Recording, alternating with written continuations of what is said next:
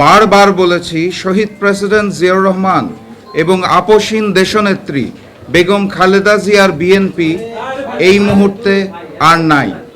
জনাব তারেক রহমান তার পিতামাতার আদর্শে বর্তমান বিএনপি পরিচালনা করেন না। তিনি পিতামাতার সম্মান নষ্ট করেছেন, তাদের অপমান করেছেন। এটা আমার কোনো নতুন বক্তব্য নয়, নির্বাচনের আগে থেকেই আমি এটা বলে আসছি।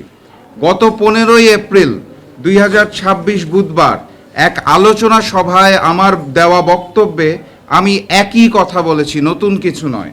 আমার এই বক্তব্যের পরিপ্রেক্ষিতে আলোচনা এবং সমালোচনার ঝড় উঠেছে। অতীতে অসংখ্যবার দেওয়া বক্তব্যে তেমন কোনো প্রতিক্রিয়া দেখা না গেলেও 15 এপ্রিলের বক্তব্যে বড় রকমের প্রতিক্রিয়া লক্ষ্য করা যাচ্ছে। অতীতের আমার বক্তব্যের সাথে 15 এপ্রিলের বক্তব্যের পার্থক্য অথবা নতুনত্ব একটি মাত্র শব্দ, সেই শব্দটি হচ্ছে কুলাঙ্গার।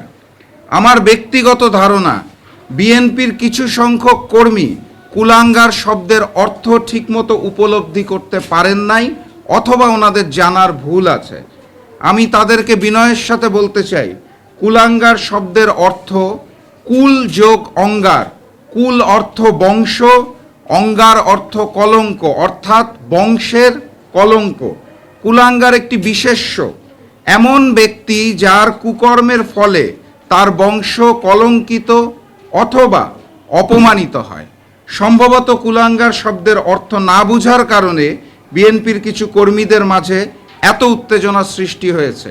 কারণ এই বক্তব্যটা আমি দীর্ঘদিন ধরেই দিয়ে আসছি, এই একটি শব্দের কারণে আমার বক্তব্যের অর্থ পরিবর্তন হয় নাই।